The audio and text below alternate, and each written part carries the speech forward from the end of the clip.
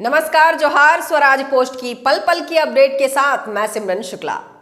झारखंड को नौकरशाही में लंबे समय से चर्चा में रहे आईएएस अधिकारी छवि रंजन को सुप्रीम कोर्ट से बड़ी राहत मिली है। शुक्रवार को देश की सर्वोच्च अदालत ने रांची के पूर्व उपायुक्त सह आईएएस अधिकारी छवि रंजन को जमीन घोटाला मामले में सशर्त जमानत प्रदान की। अदालत ने इस दौरान कई सख्त शर्तें भी लगाई हैं ताकि जांच प्रक्रिया प्रभावित ना हो सके। सुप्रीम कोर्ट ने अपने आदेश में कहा है कि छवि रंजन बिना अदालत की पूर्व अनुमति झारखंड से बाहर नहीं जा सकेंगे। साथ ही उन्हें प्रवर्तन निदेशालय यानी ईडी और अन्य जांच एजेंसियों के साथ पूरी तरह सहयोग करना होगा। अदालत ने यह भी स्पष्ट किया है कि किसी भी गवाह या सह अभियुक्त से संपर्क नहीं करेंगे। कोर्ट ने ये टिप्पणी भी की है कि चूंकि ये मामला अब भी ट्रायल के चरण में है, इसलिए जमानत देने से जांच या मुकदमे की निष्पक्षता पर कोई प्रभाव नहीं पड़ेगा। वहीं ईडी की ओर से पेश वकीलों ने अदालत में तर्क दिया है कि छवि रंजन के खिलाफ मजबूत और ठोस सबूत मौजूद है, जिनमें भूमि सौदों से संबंधित दस्तावेज, बैंक लेन देन और इलेक्ट्रॉनिक डाटा शामिल है।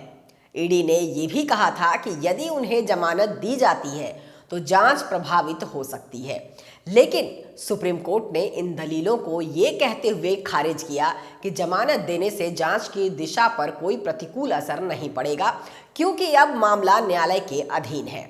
इस फैसले के बाद छवि रंजन के परिजनों, शुभचिंतकों और समर्थकों में खुशी की लहर दौड़ गई।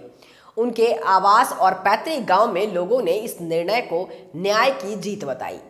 तो दूसरी ओर ईडी अब सुप्रीम कोर्ट द्वारा लगाई गई शर्तों के तहत अपनी जांच को और आगे बढ़ाने की तैयारी में जुट गई है। गौरतलब है कि छवि रंजन का नाम तब सुर्खियों में आया जब वे रांची के उपायुक्त के रूप में कार्यरत थे। उनके कार्यकाल के दौरान कई विवादित भूमि फाइलों के स्वीकृति और हस्तांतरण में अनियमितता के आरोप लगे। ईडी ने पिछले वर्ष छवि रंजन के रांची स्थित आवास, सरकारी दफ्तरों और कई अन्य ठिकानों पर छापेमारी की थी। इन छापों में बड़ी मात्रा में दस्तावेज, इलेक्ट्रॉनिक उपकरण और संपत्ति से जुड़े साक्ष्य जब्त किए गए थे। बताया जाता है कि ये मामला रांची के काशीबाग और हथिया बगीचा इलाके की भूमि के अवैध ट्रांसफर से जुड़ा हुआ है, जिसमें सरकारी जमीन को फर्जी दस्तावेजों के आधार पर निजी व्यक्तियों के नाम पर दिया गया था। ईडी ने इस घोटाले की जांच के दौरान कई रजिस्ट्री कर्मियों, दलालों और सरकारी अधिकारियों से पूछताछ की थी। छवि रंजन को इसी कड़ी में मुख्य आरोपी के रूप में चिन्हित किया गया था। झारखंड की नौकरशाही में ये मामला अब भी सबसे चर्चित भ्रष्टाचार प्रकरणों में से एक माना जा रहा है। राजनीतिक गलियारों में भी इस पर लगातार बयानबाजी होती रही है।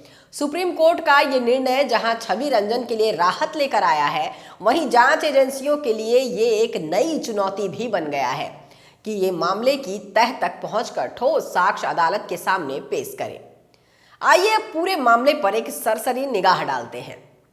तो बता दें कि आईएएस अधिकारी छवि रंजन को जिन मामलों में लेकर ईडी संदेह के दायरे में रखकर छापेमारी हुई थी, इसमें रांची के करमटोली में सेना की 4.55 एकड़ जमीन को गलत तरीके से बेचने का मामला, इसके साथ ही कई जमीनों की रजिस्ट्री, उसका म्यूटेशन भी गलत तरीके से कराने का मामला शामिल है। इस मामले के संज्ञान में आने के बाद रांची नगर निगम की ओर से बरियातू थाना में प्राथमिकी दर्ज कराई गई थी।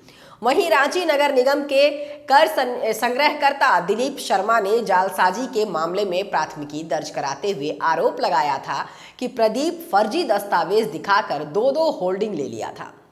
आयुक्त की जांच में सेना के कब्जे वाली जमीन का असली रैयत जयंत कर्नाड मिला था। यानी कुल मिलाकर सुप्रीम कोर्ट के इस फैसले ने झारखंड की प्रशासनिक व्यवस्था और आईएएस अधिकारियों की कार्यशैली को लेकर फिर से बहस को गर्म कर दिया है।